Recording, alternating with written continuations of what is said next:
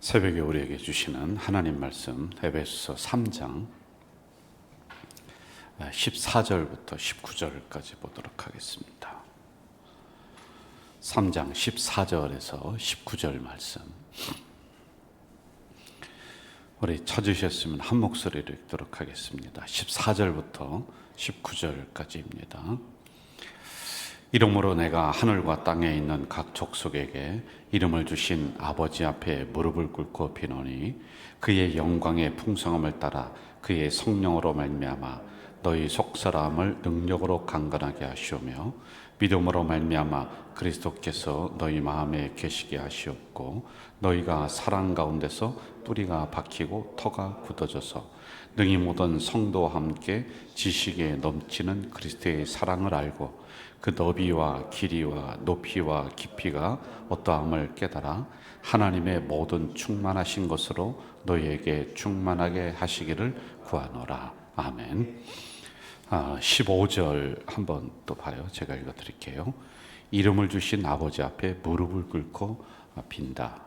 이제 무릎을 꿇고 빈다라는 이런 표현이 나옵니다. 사도 바울의 기도의 자세를 지금 이야기를 해주고 있는데, 성경에 보면은 세 가지의 기도의 자세가 나옵니다. 첫째는 서서 기도하는 게 나와요. 서서. 이제 시장 어귀에서 사람들이 지나가면은 뭐 종을 친다든지 또는 사람들에게 큰 소리로 외치면서 그러면서 이제 자기가 지금 이렇게 기도하고 있다라고 하는 그러한 것을 보여주는 기도의 방식이 있거든요. 그래서 서서 기도하는 거. 이게 그냥 일반적인 그 사람들의 기도 방법입니다. 여러분 통곡의 벽이라고 하는 그곳을 가게 되면은 사람들이 이제 거기 서가지고 이렇게 기도를 합니다. 앞뒤로 다 몸을 흔들면서. 그런데 거기서만 하는 것이 아니라 휴게소 같은 데 가다 보면은 종종 랍비들이 거기 나옵니다. 어디를 여행을 가다가 식구들이 다 나오는데 뭐 에어른 할 것 없이 다 랍비에 이렇게 카파를 이렇게 쓰고 있는데, 근데 그 사람들도 보면은 서서 기도해요. 서서. 이렇게 막 기도를 합니다. 앞뒤로 몸을 흔들며 하죠. 이게 이제 보통 일반적인 기도 방식이다. 이렇게 보면 될 것 같아요. 그리고 두 번째는 엎드려서 기도하는 게 있습니다. 엎드려서. 성경에도 종종 그런 표현이 나오는데, 얼굴을 양무릎 사이에 얼굴을 대고 하여간 납작 엎드려서 기도하는 게 방법이 있거든요. 이것은 주로 통에 자복할 때 하나님 앞에 하는 자세들입니다. 그리고 세 번째는 간절한 기도의 제목이 있을 때 하는 방법인데, 무릎을 꿇고 하는 기도 방법. 이렇게 보편적으로 세 가지가 나눠져 있습니다. 우리 성도들의 기도의 자세도 보면은 우리가 뭐 앉아서 기도하기도 하고 또 무릎을 꿇고 하기도 하고 뭐 상관이 없는 것 같아요. 지금은 이렇게 의자가 있으니까 앉아서 하는 게 주로 보편적인 방법이거든요.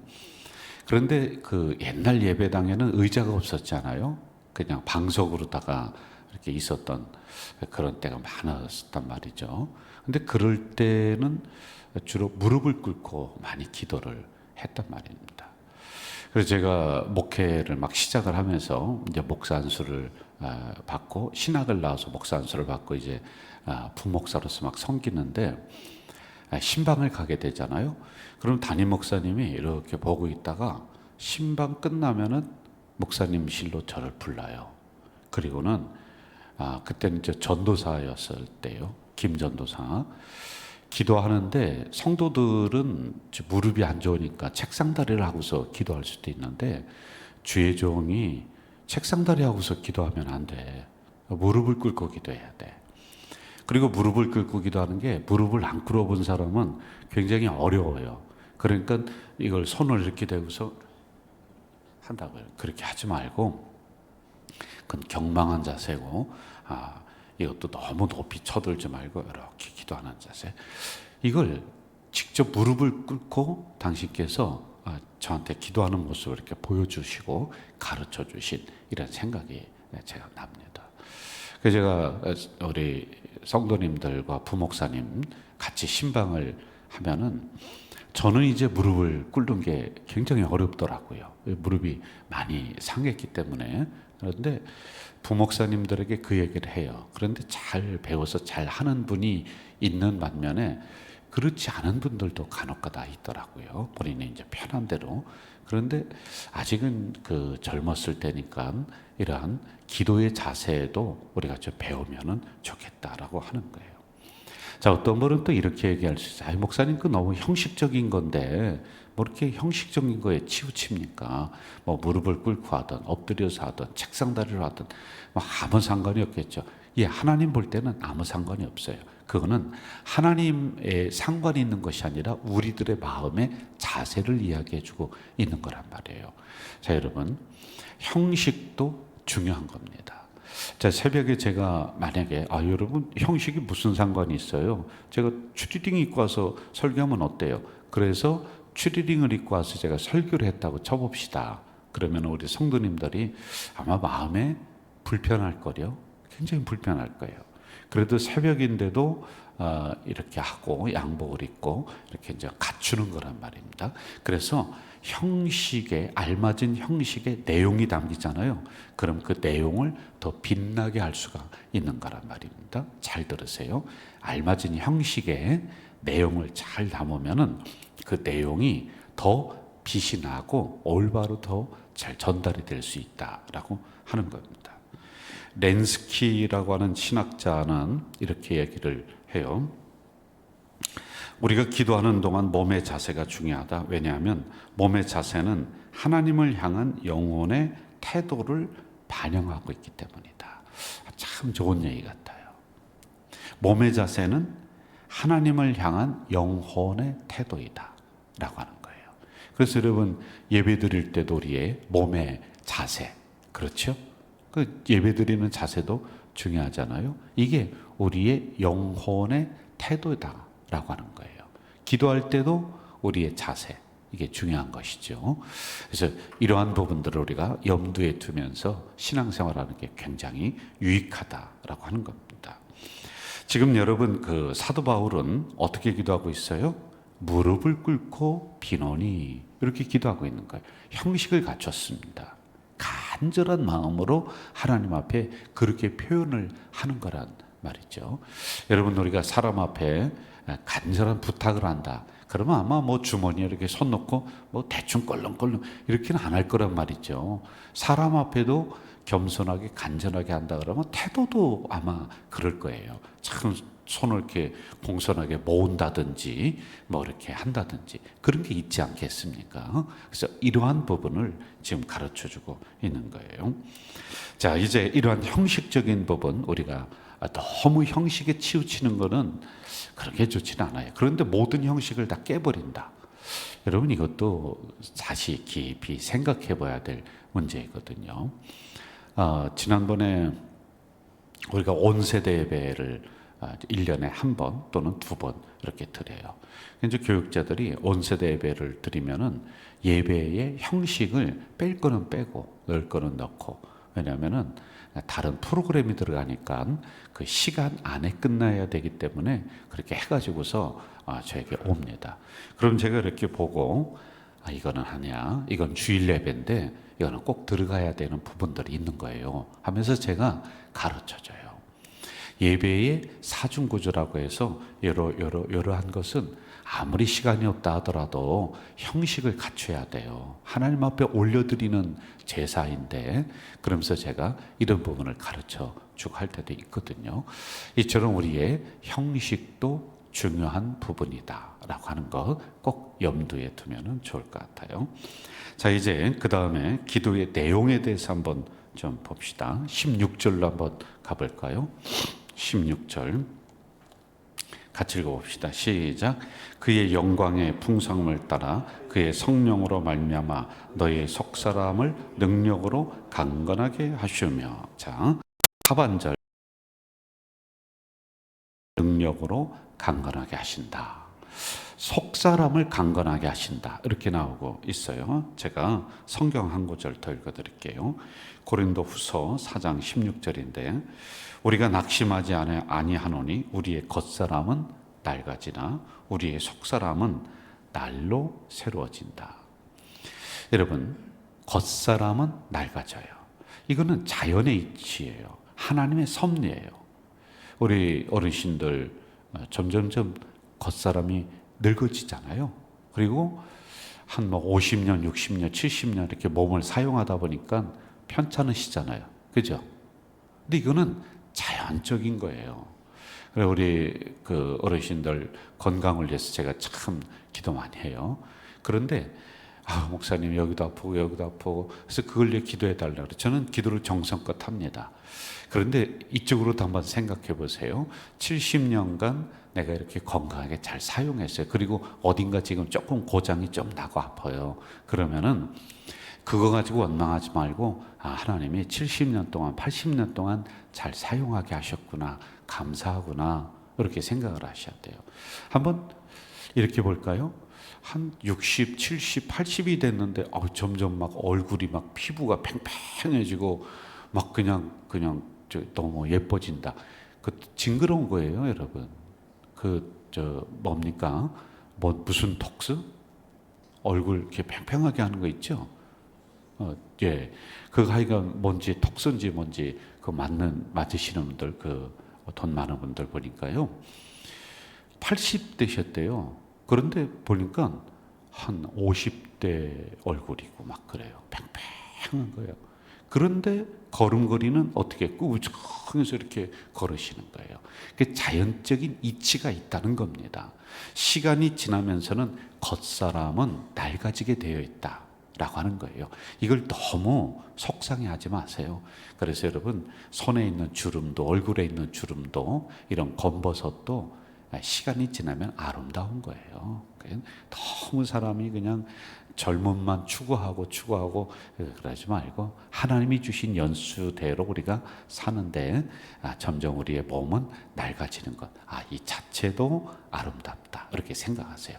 자, 그러면서 우리는 어디에 더 중점을 두느냐면, 내가 힘은 없고 얼굴 피부는 주름살이 많이 패여가고, 그리고 걸음걸이는 내가 제대로 걷지 못한다 할지라도, 겉사람은 이렇게 되더라도 속은, 나의 내면은, 나의 신앙은 더 풍성해지고 더 겸손해지고 더 깊어진다.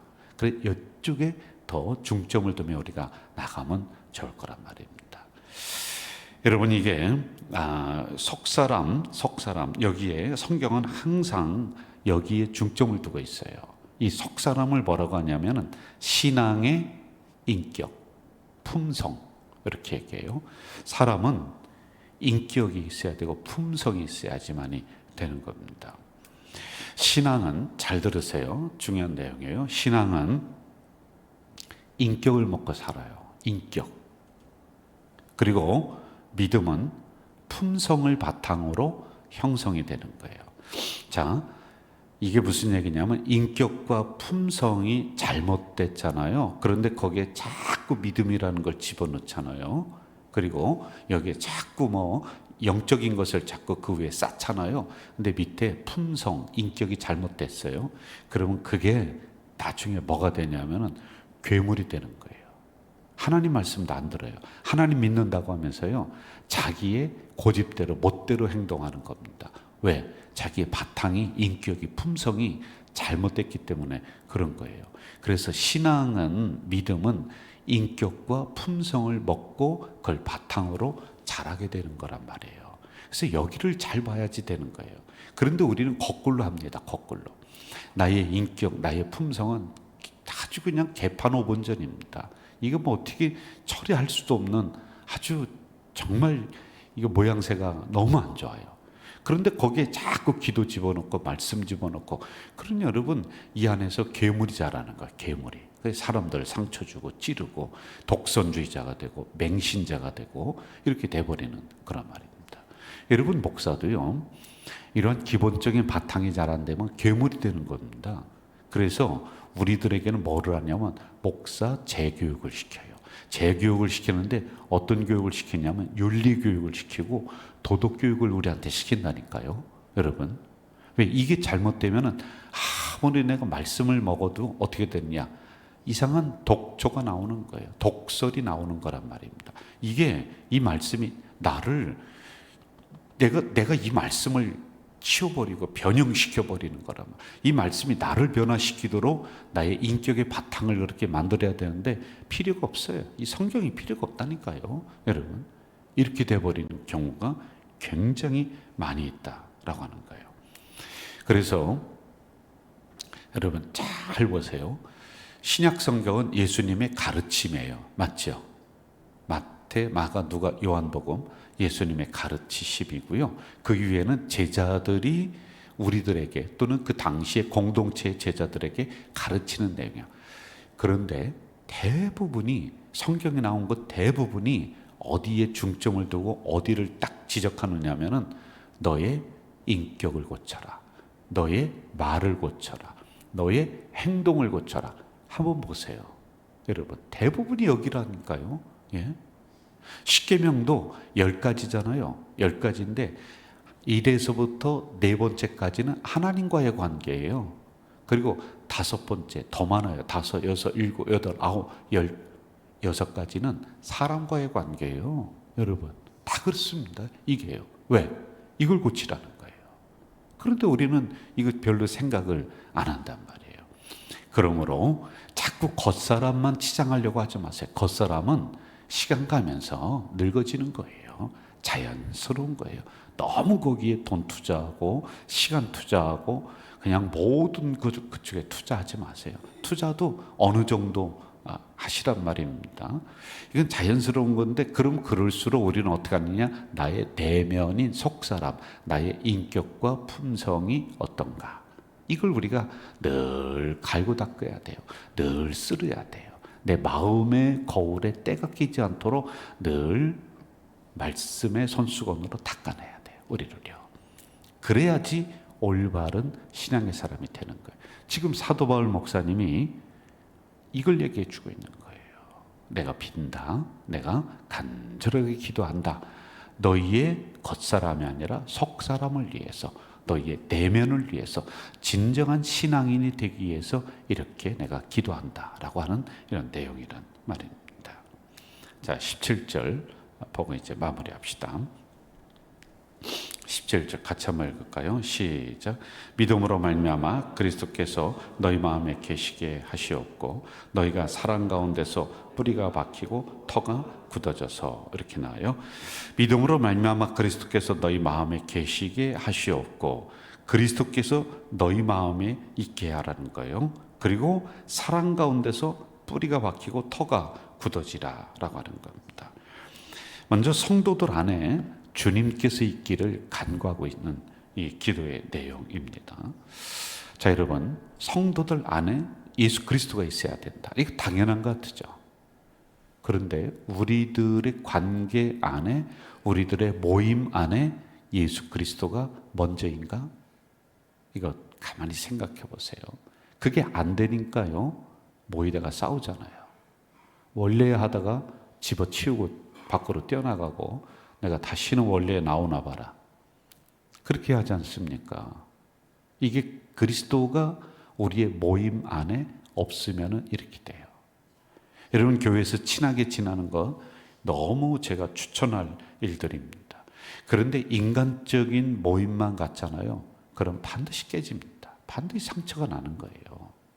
그래서 우리들 안에 그리스도가 있어야 돼요. 그럼 어떻게 해야 되느냐? 항상 여러분, 모이기 전에 기도하셔야 돼요. 모임이 끝나면서 기도하셔야 돼요. 어떤 모임이든지 그렇게 하셔야 돼요. 이런 형식, 폼을 갖춰야지만이 되는 거예요. 안 그러면 여러분, 우리 모일 때마다 분쟁합니다. 모일 때마다 서로 싸우는 거예요. 여러분, 어떤 교회 보니까요, 파가 있는 거, 파.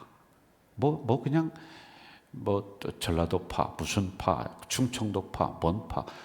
그런데 보니까 주방에도 파가 있어요. 주방에도. 주방파. 주방에는 또 예를 들어서 소금을 많이 넣어야 된다는 소금파도 있고 무슨 파도 있고 별파가 다 있는 거예요. 아니, 세상에 그 교회를 어떻게 신앙생활을 제대로 할 수 있어요?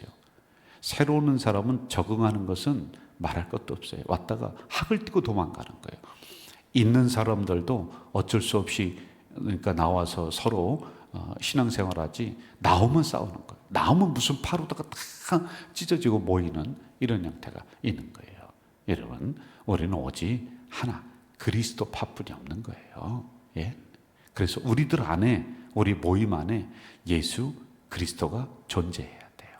그래야지 사랑 안에서 뿌리가 내리고 사랑 안에서 굳게 터가 세워지고 하는 것이죠. 우리가 계모임 아니란 말입니다. 그래서 이거 반드시 기억하세요. 여러분, 아무리 좋은 의견을 내고 아무리 좋은 결정을 하더라도 하다가 서로 상처받고 쌈박질한다 하지 마세요. 안 하는 게 나아요. 그 왜 교회에서 그럽니까?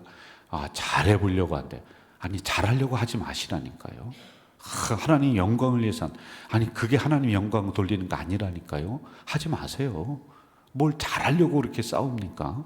그냥 못하려고 하면서 가만히 있는 게 훨씬 낫다니까요. 이해가 되셨나요? 이걸 얘기해 주고 있는 거예요. 근데 이런 부분이 그때도 있었어요. 그 사도 바울 그때도 있었다고요. 지금도 있어요. 그러면 앞으로도 있을 거예요. 여러분들 조심하세요. 이 안에 내가 그 안에 주인공으로 들어가 있다. 하나님이 어떻게 평가하실까요? 나중에 하나님 앞에 갈 수나 있을런지 모르겠어요. 여러분들, 우리 교회도 마찬가지예요. 하나님 앞에 제대로 가실 분이 과연 몇 명이나 있을지 저는 제가 장담할 수가 없어요. 나도 하나님 앞에 천국을 제대로 갈 수 있으나 모르겠습니다. 그래서 신앙생활 너무 우습게 가볍게 생각하지 마세요. 그래서 우리들 안에 항상 그리스도가 있어야 되고 내 안에 예수 그리스도가 있어야지만이 된다라고 하는 이 말씀 잘 기억하면서 오늘도 승리하는 하루 되시기를, 그리고 이 추위에 조심하면서 오늘도 살아가는 하루 되시기를 주 이름으로 축원합니다. 사랑하시는 아버지 하나님, 이 새벽에 내간 저희들을 불러주시고 말씀 주시니 감사합니다. 주신 말씀 가지고 묵상하며 내가 내 말씀으로 받으며 이 하루를 승리하도록 주여 도와 주시옵소서. 예수님의 이름으로 기도하옵나이다. 아멘.